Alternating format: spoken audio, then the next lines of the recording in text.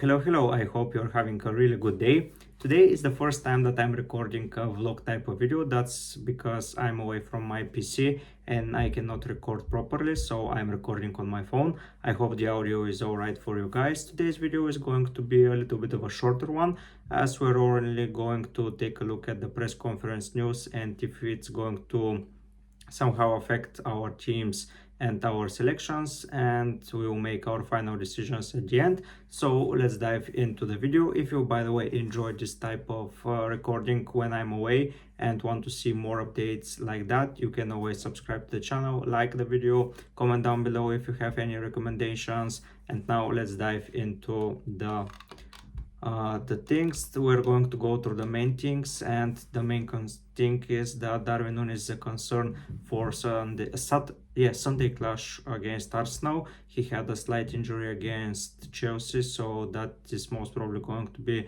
a problem for Liverpool and this selection. That means that it's most probably going to be with Diaz, Gakpo and Jota on the starting lineup, so we'll have a better understand on the day of the game. But I'm a little bit worried with their attack. I don't like when Gakpo is there personally, so I will see if I'm going to invest right now with Jota, or I'm going to wait for Burnley at home.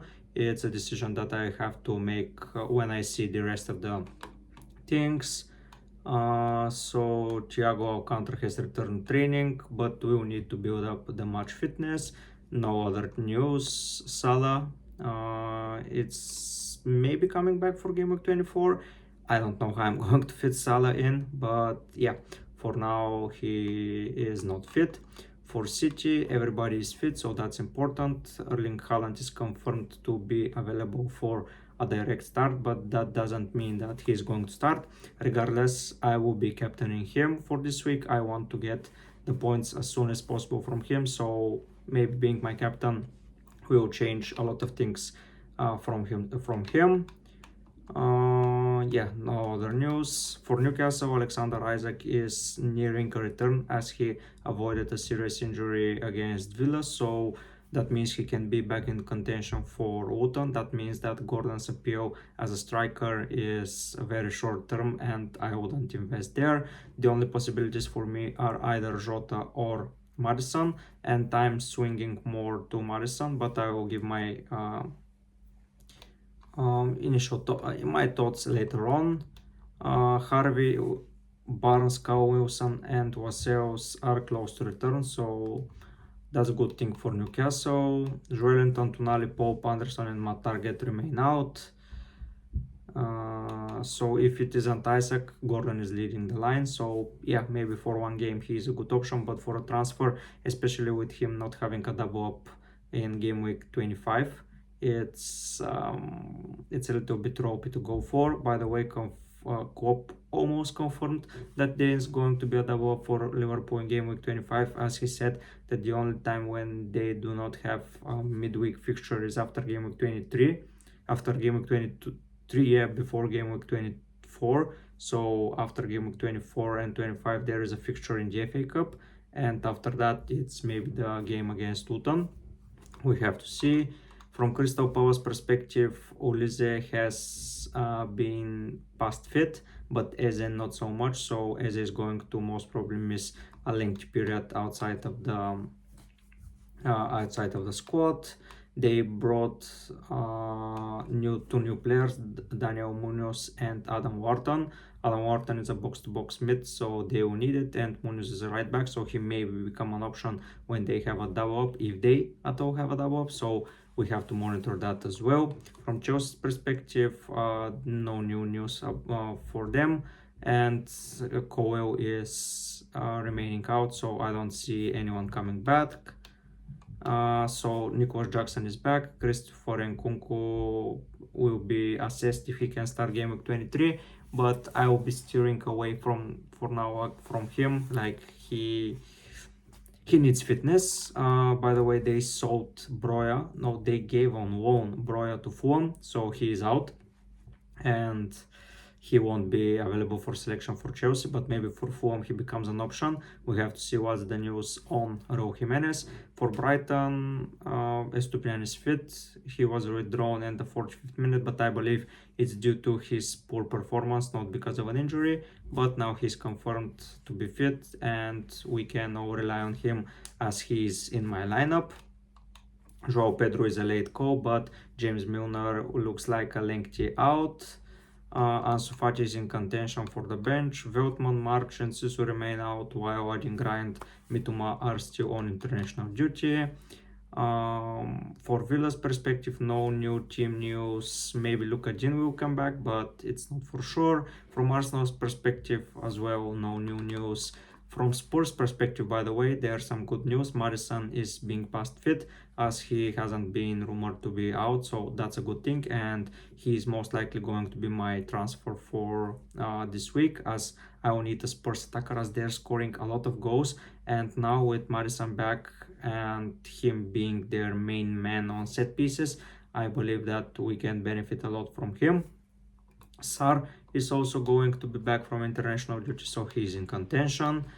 Martial, Malacia, Mount and Wan-Bissaka remain out for United, but Lindelof and Amrabat can feature. That's good.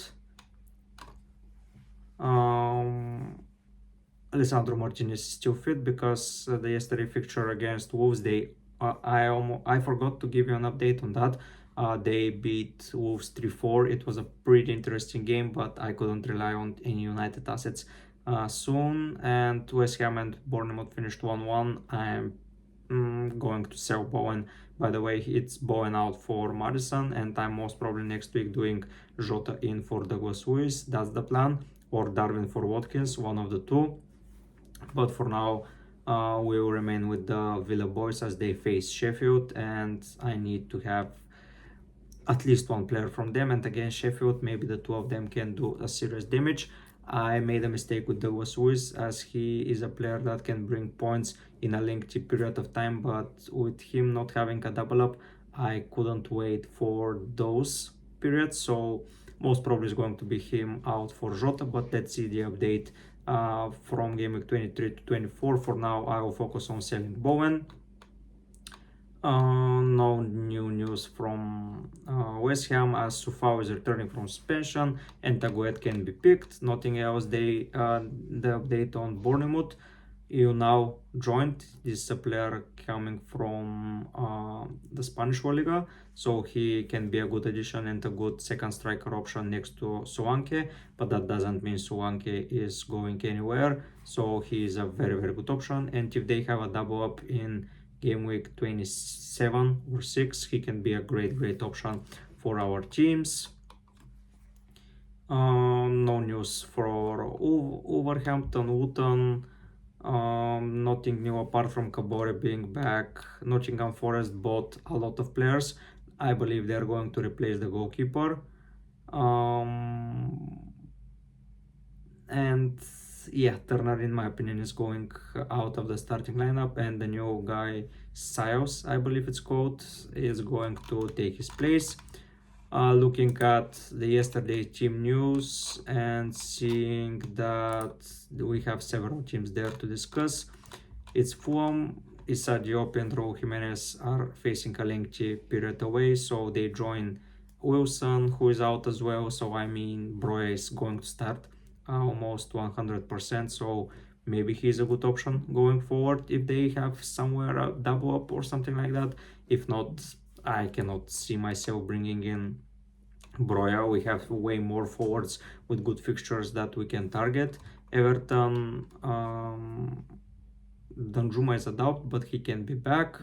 Onana is touch and go, and the other guys are just out, Ducore included. So I believe Spurs are going to destroy Everton. Spurs seems to score against anyone, as many goals as they want, so I will be focusing on a Spurs perspective. I know Liverpool are scoring for fun as well, but Arsenal game, I see it as the second toughest fixture of the season, so I wouldn't invest right now in Liverpool attacker.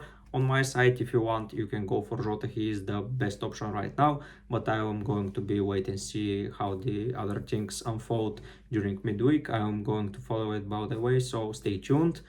Sergio Regulian returns to being available for selection. There are no other updates for Brentford.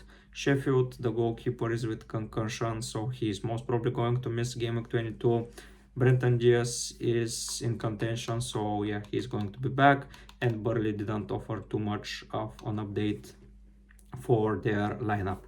So from those being said, my transfer 99.9% is going to be bowing out for Madison, and I will be relying on Madison. I believe that he being on set pieces and coming back, almost getting 2 assists in midweek, as there was a rebound for Udogi, like Udogi shot, and then goalkeeper saved it, and then Udogi scored. Didn't count as an assist, but I believe Madison has a very big potential of assist, so I'm going to target that.